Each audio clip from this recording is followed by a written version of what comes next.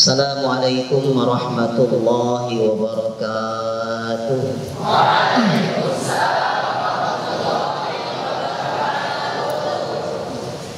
Bismillahirrahmanirrahim. Alhamdulillahilladzi kataba alaina siyam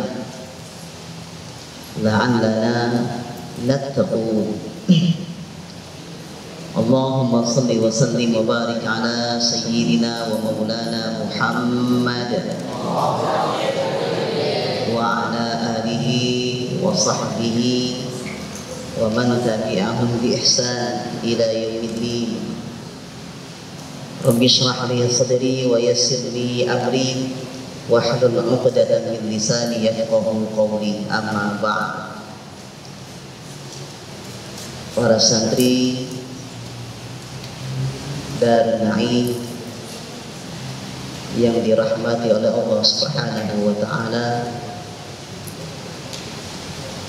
alhamdulillah, segala puji bagi Allah yang telah mensampaikan umur kita di bulan Ramadan tahun ini. Ini adalah anugerah Allah yang patut kita syukuri, yang sementara banyak orang-orang yang kita kenal, entah itu dari keluarga kita, orang-orang terdekat kita, yang tidak diberikan kesempatan untuk mencicipi Ramadan ini. Sementara kita oleh Allah telah diberikan kesempatan untuk dapat menikmati segala bonus, segala limpahan hadiah besar dari Allah kepada kita sekalian. Maka hendaknya kita ambil, kita raih kesempatan ini dan jangan kita sia-siakan. Salawat beserta salam semoga senantiasa kita haturkan kepada junjungan kita Nabi besar Muhammad sallallahu alaihi wasallam dan kepada keluarga beliau, para sahabat beliau, para pengikut-pengikut beliau hingga mereka yang berada di akhir zaman. Dan semoga pula kita semua kelak di hari kiamat mendapatkan syafaatnya Nabi kita Muhammad sallallahu alaihi wasallam, diberi minum dengan air dari telaga beliau, yaitu telaga Kautsar, dan dimasukkan ke dalam surga berkumpul bersama beliau Nabi Muhammad sallallahu alaihi wasallam. Amin, Allahumma amin. Ustaz oleh pengurus kegiatan Ramadan dimintakan untuk menjadi bagian mengisi kegiatan pada bulan-bulan Ramadan. Kemudian Ustaz diberikan jadwal pada hari pertama di bulan Ramadan ini. Kemudian materi yang diberikan kepada Ustaz adalah fikih, ya. Tentu tidak dengan fikih yang melebar pembahasannya karena sedikitnya waktu. Kita hanya hingga kurang lebih jam 4, ya. Lebihnya tak tahu, ya. Ustadz ambilkan dari kitab Takrib, mulanya Fathul Qarib, ya. Kalau Fathul Qarib penjabarannya agak luas, jadi Ustadz ambilkan dari kitab Takrib saja yang lebih ringkas, dan ini adalah matan.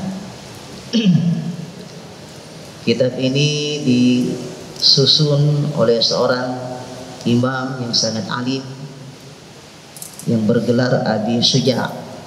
Nama beliau Ahmad Ibnu Husain bin Ahmad Al-Asfihani yang bermazhab Imam Syafi'i, yang wafat pada tahun 593 Hijriyah.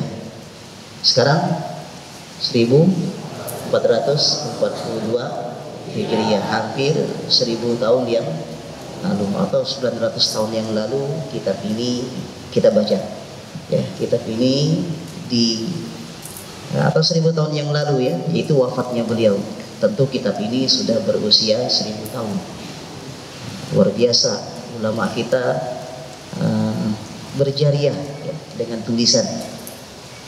Orangnya bisa saja telah lama meninggalkan kita, tapi kenang-kenangan manfaatnya masih bisa kita nikmati hingga sekarang, dan bahkan oleh orang-orang setelah kita. Jadi berjariah dengan tulisan itu lebih lebih dawam, lebih lama ketimbang mungkin dengan jariah yang lain yang mungkin cepat rusaknya. Kalau tulisan ini lama, selagi diajarkan kitab itu, maka akan terus berlanjut ajaran-ajarannya kepada generasi ke generasi setelahnya.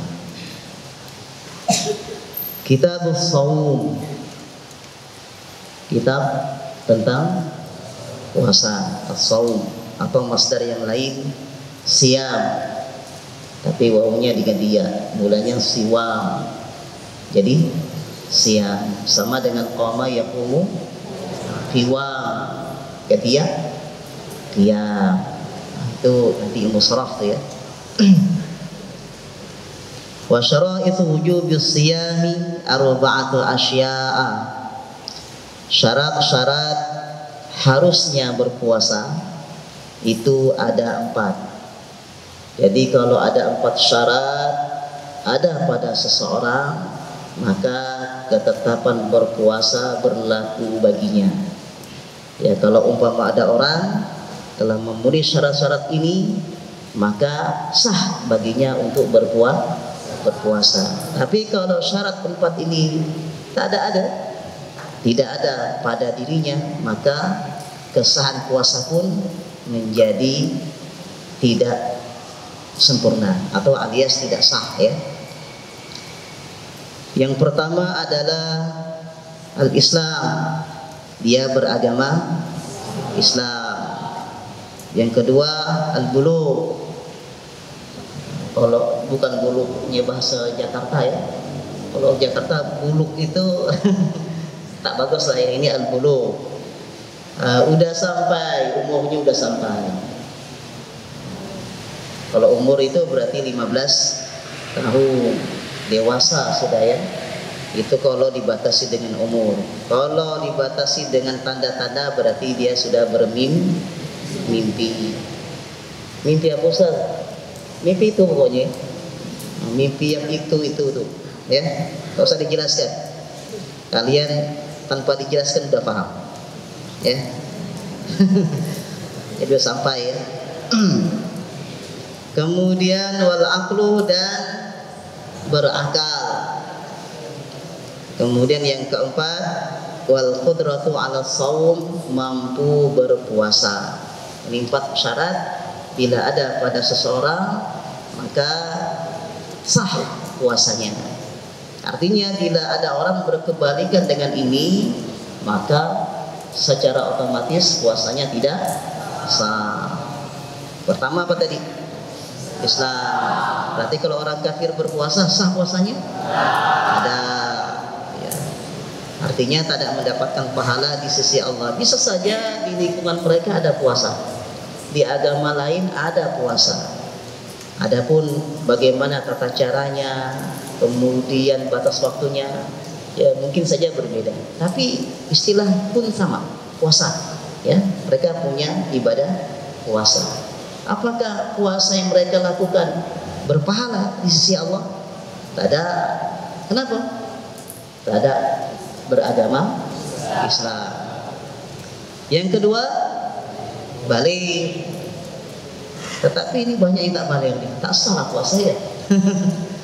Artinya untuk dinilai di sisi Allah sebagai sebuah pahala, dan dia pun telah tergugurkan kewajibannya dari berpuasa. Itu balik, ya. Jadi adapun kalian-kalian yang belum balik ini, maka nanti pahalanya akan kembali kepada kedua orang tua kalian, ya. Jadi memang belum memenuhi syarat berpuasa, tetapi, ya, bagi mereka yang sudah, bagi kalian yang sudah mampu berpuasa, maka dimintakan untuk melatih diri agar kuat berpuasa walaupun belum berkewajiban puasa. Sementara pahalanya insya Allah akan dinikmati oleh kedua orang tua kalian. Kemudian yang ketiga apa tadi? Berangkat. Orang gila puasa. Sah tak puasanya? Tidak sah. Atau kalau dia nak puasa silakan. Ada pahalanya? Ada, ya. Artinya orang gila tidak dibebankan untuk berpuasa. Tidak ada kewajiban baginya untuk menjalankan puasa oleh karena syaratnya kurang. Karena dia orang kurang. Syaratnya kurang karena dia orang yang kurang. Kemudian yang keempat, mampu berpuasa. Bagi mereka yang tidak mampu berpuasa, ini banyak nih. Ya, seperti mereka yang sedang sakit, yang memang sakitnya itu menuntut untuk tidak berpuasa. Ini mendapatkan keringanan dari Allah untuk tidak berpuasa, bahkan pun tidak mengapa tidak menginapkan niat pada malam harinya. Ya, jadi bagi orang yang sakit terus menerus dan dia yakin bahwa dirinya memang tidak mampu berpuasa, maka mendapatkan kemudahan dari agama untuk tidak menaruhkan niat berpuasa pada malam harinya. Beda kalau kita nih, apa ya udah balik-balik tuh, harus niat pada malam harinya. Walaupun esok harinya dia akan bekerja keras. Ya. Ada seorang laki-laki, dia mendapatkan pekerjaan yang berat, umpama menjadi kuli bangunan. Ya, pada siang harinya dia harus berada di tengah-tengah di bawah terik matahari. Apakah itu menjadikan dia dibolehkan untuk tidak berniat puasa pada malam harinya? Tidak, ya. Itu tidak menjadikan keringanan. Tetap saja dia harus niat pada malam harinya. Jadi besok dia puasa. Dia bangun menjelang subuh untuk sahur agar mendapatkan kesunahan sahur, agar mendapatkan keberkahan dari bersahur. Besok pas dia menjalankan aktivitasnya kerja berat lalu tak mampu, itu baru fakta lain. Tak mampunya itulah yang membolehkan dia membatalkan puasa. Tapi malamnya dia harus niat berpuasa. Ya, ini tak ada orang belum ya dicoba puasa udah tak percaya diri. Ya. Kenapa kau tak sahur? Tidak berniat pada malam harinya. Ya. Dia jawab, mana bisa saya puasa? Besok saya akan bekerja keras. Saya akan membuat rumah yang dari awal belum ada tempat untuk berteduh. Pasti saya akan berpanas-panasan dan saya pun pasti tak puasa. Dia udah memastikannya, ya. Berarti dia sudah menyerah sebelum berperang. Tidak boleh. Ya, walaupun dia sudah mengira bahwa besok dia akan berpayah-payah dengan pekerjaannya, tapi tidaklah menjadikan baginya dibolehkan untuk meninggalkan berniat pada malam hari. Harus dia niat. Ya. Tetapi setelah dia menjalankan ibadah puasa pada siang hari dan terasa berat oleh pekerjaannya, sila kalau nak buka, kalau dia paksakan nanti sakit kan? Buka. Tapi dia punya niat untuk mengganti hari-hari yang hilang di luar bulan Ramadan. Nah itu ya, itu lama-lama nih, nanti habis waktunya. Kemudian fardu puasa, berarti ini yang di dalam puasanya, tubuh puasa ya. Fardu puasa maksudnya hal yang harus yang ada di dalam puasa itu sendiri atau tubuh puasa. Adalah pertama berniat. Niat puasa ini agak berbeda dengan ibadah lainnya. Biasanya niat itu dibersamakan di awal pekerjaan sebuah ibadah. Kalau wudhu kapan kita berniat? Saat basuh muka. Kalau sholat kapan niat itu kita letakkan di hati? Ketika takbiratul ihram. Kalau puasa kapan kita mulai puasa? Saat terbitnya fajar.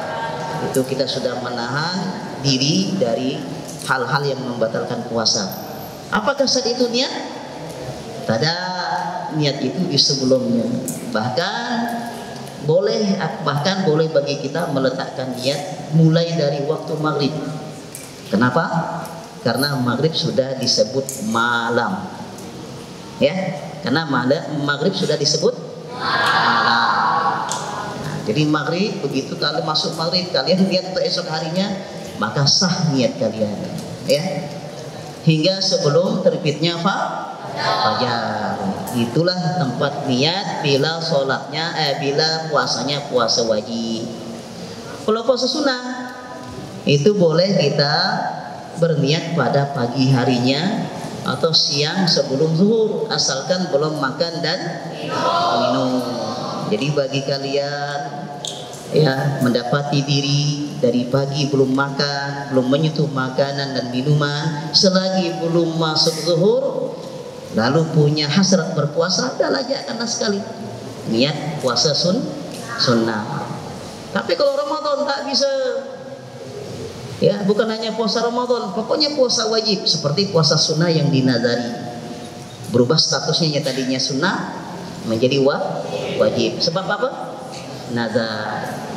Maka niatnya pun harus pada malam hari, ya. Kemudian fardu berikutnya yang kedua adalah wal imsaku 'anil akli wasyurbi, menahan dari makan dan minum. Itu mulai dari terbitnya fajar sampai terbenamnya matahari. Bukan dari terbitnya matahari, ya. Tapi dari terbitnya fajar. Terbitnya fajar itu biasanya ditandai dengan azan subuh, ya. Tapi biasanya untuk demi kehati-hatian ada waktu imsak. Imsak dan azan subuh itu biasanya dijarakkan kisaran 10 menit. Andaikan subuh itu jam 4 lewat 15 menit umpama, ya, sudah diperkirakan bahwa subuh itu jam 4.15 menit, maka imsak itu waktunya dipercepat 5 menit sebelumnya, ya. Kemudian subuh dilewatkan 5 menit setelahnya, ya. Kenapa demikian? Agar kalau untuk demi kehati-hatian kita berpuasa, ya sebelum nyata telah fajar kita sudah imsak, sudah menahan diri. Agar kita sholat subuhnya betul-betul masuk waktu, maka kita lewatkan dari waktu yang diperkirakan kira-kira 5 menit, agar kita benar-benar menjalankan sholat subuh di waktunya. Maka jarak antara imsak dan subuh itu biasanya 10 menit. Kalau pakai jadwal yang sepanjang masa itu biasanya 12 menit. Berarti 6 menit sebelumnya dan 6 menit setelahnya. Kemudian wal jima'. Apa artinya? Pokoknya itulah dia. Ustaz kasih yang kecil-kecil ya. Kalau yang besar-besar sih nampak muka-muka dan ketawa. Paham?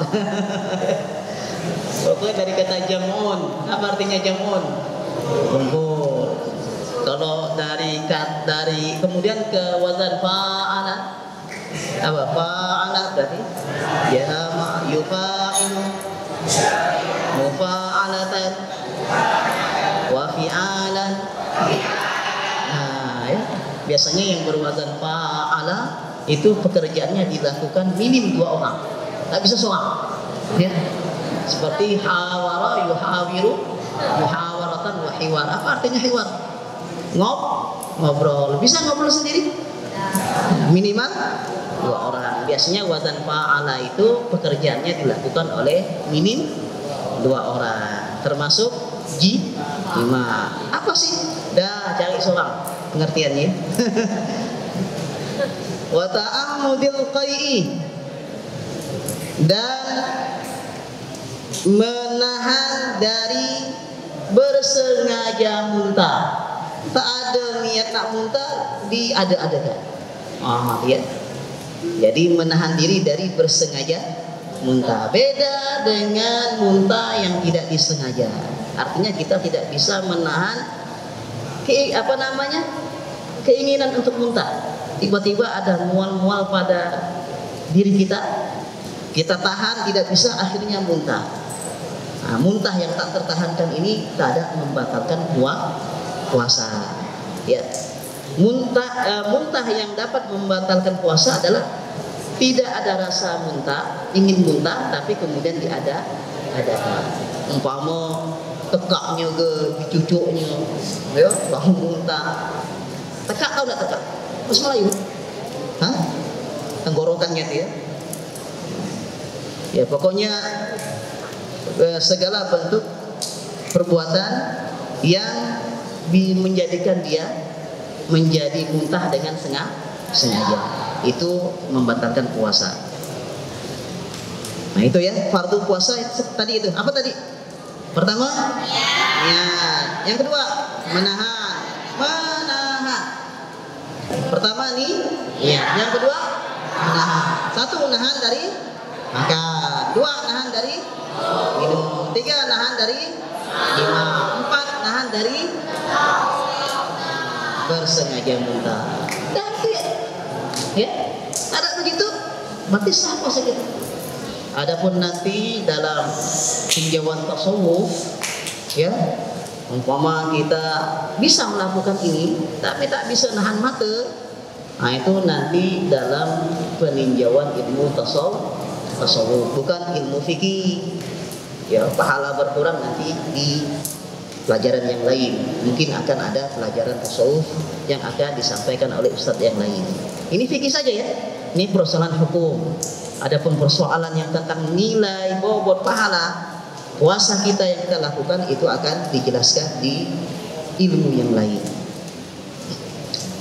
Kemudian kita berpindah kepada mufsidatus shaum, yang dapat merusak puasa.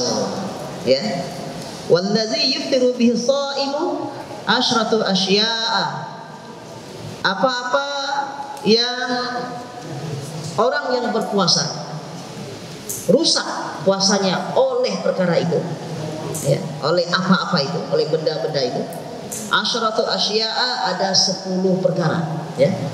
Atau bahasa mudanya ada 10 perkara yang dapat merusak puasa seseorang. 1, ma wasala amdan ilal jauh, adalah benda yang sampai secara sengaja ke jauh, ke rongga mulut. Ya, benda-benda entah itu padat atau cair secara sengaja masuk ke rongga mulut, entah lewat mulut, entah lewat hidung, entah lewat mata, entah lewat telinga. Ini memang larinya ke jauh, ya. Biasanya di kedokteran itu kita kenal dengan THT. Apa itu? Tenggorokan, hidung dan telinga. Memang dia saling tembus menembus ya. Ya. Jadi masuk benda padat ataupun cair ke rongga mulut. Bahasa Arabnya jauh, ya, jauh. Kalau dalam ilmu tajwid huruf jauh ada berapa? 3, yaitu huruf mad, waw, alif, ya. Atau kita kumpulkan dalam sebuah ungkapan wayun. Apa? Wayun, waw, alif, ya. Yang kedua, awir raksi, sesuatu yang sampai kepada kepala, maksudnya otak. Ya, ada luka di kepala kita, ditaburi obat hingga sampai ke otak pun dapat membatalkan puasa. Kalau di penjelasan di kitab Fathul Qarib ya, di sini hanya sampai kepala, tapi di sini ada penjelasan yang lebih konkret ya, bahwa maksudnya ada luka yang tembus ke otak, tiba-tiba ada benda yang dimasukkan ke dalam luka itu, maka masuknya benda ke dalam kepala pun menjadi sesuatu yang dapat merusak apa namanya, puasa, ibadah puasa kita. Yang ketiga, wal huqnatu fi ahdi sabilain, yaitu memasukkan obat di hubul dan dubur kita, ya, di bagian tengah kita, badan kita, ya, ada selang depan, ada selang belakang, ya. Lalu kita masukkan obat lewat situ, maka batal. Biasanya orang ambien itu obatnya dari situ ya, bukan ditelan lewat mulut, tapi malah dimasukkan ke dalam sumber penyakitnya langsung, ya. Nah, maka benda yang masuk melalui jalan depan dan jalan belakang dapat merusak atau dapat membatalkan ibadah puasa kita. Yang keempat sudah disebutkan pada tadi itu, pada fardu puasa ya. Di sini masuk juga pada bagian yang membatalkan puasa adalah wal qai'u amdan, muntah yang disengaja. Tidak usah perlebar penjelasannya, udah tadi ya. Kemudian yang kelima, wal wafa'u amdan fil farji, berwati. Berwati, saya punya tetangga namanya Wati, bukan itu. Wafa'u itu maksudnya mendatangkan hasrat, ya, secara sengaja fil farji, di lubang. Ya pokoknya tak usah dibahas-bahas lah, ini puasa, nanti batal puasa kita. Sengaja tapi, ya? Sengaja. Kalau tak sengaja sama dengan orang makan tak sengaja, lupa kalau dia puasa. Orang yang sedang puasa makan lupa, dalam keadaan lupa, batal tak puasanya? Ada sama orang yang mendatangkan hasratnya lupa kalau dia sedang puasa, itu tak batal, ya? Ini kalian tak bisa, kalau Ustaz mungkin bisa, Ustaz punya bini, ya, bisa Ustaz lupa kalau Ustaz puasa, puasa Ustaz tadi, tapi udah selesai dah ya. Oh, yang keenam, ini yang 17 tahun ke atas paham nih ya. Atau yang belum 17 tahun paham? Nah, inilah hebatnya santri dia. Jadi udah paham sebelum umurnya ya, sebelum waktunya. Yang keenam, wal inzalu an mubasyaratin, keluar sperma, inzal. Ya, kalau bahasa populernya itu huruf-hurufnya terdiri dari O, N, A, N, I. Nah, dalam hati ya bacanya. Ya. Anbasyaratin. Ya. Kalau bahasa fikihnya istimna, dari kata maniyun. Dari kata maniyun, mim, nun, ya, pindah wazan istamala, istamna ya. Ya diganti alif, istamna, istif'alan, istimnayan, ya-nya ganti hamzah, istimna. Dari kata maniyun, istimna, ya, mengeluarkan mani. Anbasyara, lewat sentuhan, ya, lewat sentuhan, entah dengan tembok ke, atau dengan sentuhan kainnya, digoyang-goyangnya, akhirnya bersentuhan dengan kainnya, keluar batal. Kecuali ada sentuhan, ya, tiba-tiba dia mandang perempuan di jalanan, ya, rupanya celananya pendek benar kali ya, keluar lah. Nah, itu ada batal lagi, sebab bukan karena mubasyarah, bukan karena sentuhan. Atau mungkin nonton film mandangnya udah keluar. Santri bisa begitu dia, saking ya. Itu tidak, kalau gitu tak batal ya. Tidak batal begitu itu. Tapi nanti ada pembahasan lebih panjang. Bisa saja nanti batal. Bila memang dia tahu bahwa dirinya tak disentuh pun udah keluar. Oh ini gimana dia? Tak ada lewat bisa mandang ya langsung keluar. Tak tahu dirinya kalau mandang ya udah keluar. Maka bagi orang seperti ini berlaku baginya batal. Karena memang tak lazim. Paling yang keluar itu adalah madhi.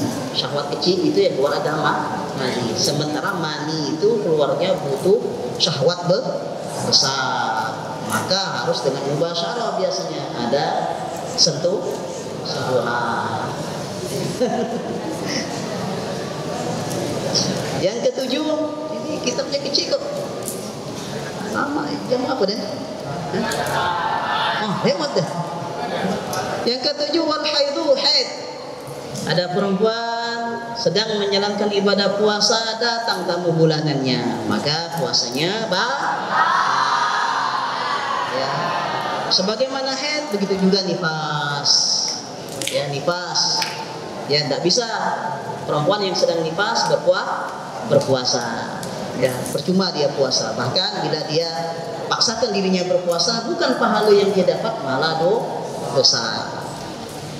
Wal junun, gila. Ya. Gila, junun. Orang gila.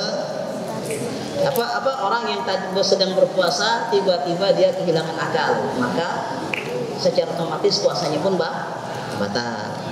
Yang ke-10 waridah murtadun, bukan murtadun tapi murtadun, double dal, radda, irtadda yartaddu irtidadan wa murtaddan fahuwa murtadun wa dzaka murtadun. Sama bentuknya, isim fa'il isim maf'ul masdar zaman makan tambah bentuk. Wa yustahabu fi shaumi salasatu asya'a. Disunahkan dalam berpuasa 3 hal. Oh, dicatat ya. Disunah puasa nih. 1. Ta'jilul fitri. Bersegera berbuka. Ustaz, walaupun itu tidak disampaikan itu sunnah, saya memang udah tak sabar. Belum azan udah saya tunggu makanan itu, ya. Rupanya sunnah dia. Ya Allah, alhamdulillah. Kita memang udah menantikan momen itu ya, momen berbuka puasa. Rupanya bersegera itu ada nilai pahala. Ya Allah ya, yang jadi kegembiraan dia. Malah bagi orang yang sok tahan puasa, bukalah dulu. Kau tuh emang tak tahan, aku nanti ya isya. Aku santai tahan. Oh yang begitu itu malah tak dapat pahala. Ta'jilul fitri, tak dapat pahala bersegera berbuka. Gayu. Tapi karena tak tahu ilmu, sangkanya dengan melewatkan waktu, memanjangkan waktu berpuasa sampai isya, sangkanya nambah puasa, nambah pahala puasa. Rupanya tak ada. Jadi bersegera berbuka asalkan memang waktunya meyakinkan. Berbeda nanti kalau orang ada di tempat atau dalam suasana yang memang waktu maghrib masih mubah, tidak jelas baginya, maka berlaku untuk orang ini untuk menunda berbuka, ya, karena tak ada tanda-tanda yang dapat ia jadikan pegangan untuk bersegera berbuka. Ya, bagi orang seperti ini malah baiknya dia menunda berbuka sampai memastikan betul-betul bahwa hari itu telah gelap. Ya, itu bisa saja terjadi. Ada orang di suatu tempat keadaan seperti ini, ya, mendung sehingga dia tidak tahu kapan tepatnya waktu berbuka. Kemudian yang kedua mengakhirkan sahur. Udah mepet, dekat subuh baru kita sahur. Tapi jangan mepet-mepet mana. Ya, tiba-tiba baru waktu ketiga, Allahu Akbar, Allahu Akbar. Sunnah memang mengakhirkan sahur. Ya, jangan nggak mepet benar, nanti malah azan. Ya, pokoknya mengakhirkan itu saja. Kemudian yang ketiga, ini Ustaz Arif udah nampaknya nak ngasih kode nih ya untuk bersegera. Yang ketiga adalah meninggalkan berkata-kata yang tidak ada manfaatnya seperti memaki, apalagi mengumpat, melaknat, berriba, ya, itu kita hindari saat kita berpuasa. Ini dalam fikih masuk dalam kategori sunnah. Tapi dalam ilmu tasawuf ini luar biasa ini pembahasan ini ya. Emang kita puasa ingin dapat hanya lapar dan dahaga saja? Ada kan? Apa yang tujuan kita berpuasa? Agar mendapatkan nilai pahala di sisi Allah. Ya. Karena Nabi pernah bersabda, ya, tidak sedikit orang yang berpuasa tidak ia dapatkan apa-apa kecuali hanya lapar dan dahaga. Ya. Kemudian puasa 5 hari berikut ini haram. 1. Lebaran Idul Fitri. Siapa yang puasa pada hari itu bukannya pahala malah dosa. 2. Idul Adha. 3 hari berturut-turut setelah Adha. Kita kenal dengan nama hari-hari tasyrik, ayyam tasyrik. Jadi bagi orang yang biasanya puasa tahunan seperti puasa dalail itu kan biasa orang puasa 3 tahun tuh ya. Maka dia bonus dalam 1 tahun 5 hari. Kalau di pondok jauh biasa ya. Di pondok Ustaz dulu biasa orang yang mengerjakan puasa tahunan. Kemudian barang siapa yang mendatangi istrinya di siang hari Ramadan dengan sengaja, ya, tentu di istrinya ya, di kelamin istrinya, maka wajib qadha, wajib juga kafar. Ya, harus ada kafaratnya. Kafarahnya adalah memerdekakan budak. Tak mampu puasa 2 bulan berturut-turut, tak mampu ngasih orang makan, setiap 1 orang 1 mud. Kalau zakat fitrah itu 4 mud, ya, 2,5 kilo 4 mud bagi 4, maka kita dapati sekitar 6 on setengah. 6 on setengah 1 orang, berarti 60 orang. 6 on setengah kali 60. Ya, itu hukumannya bagi orang yang mendatangi istrinya pada siang hari. Barang siapa yang meninggal kemudian punya tanggungan puasa dari bulan Ramadan, maka dikasih makan sebagai gantinya setiap hari pun 1 mud.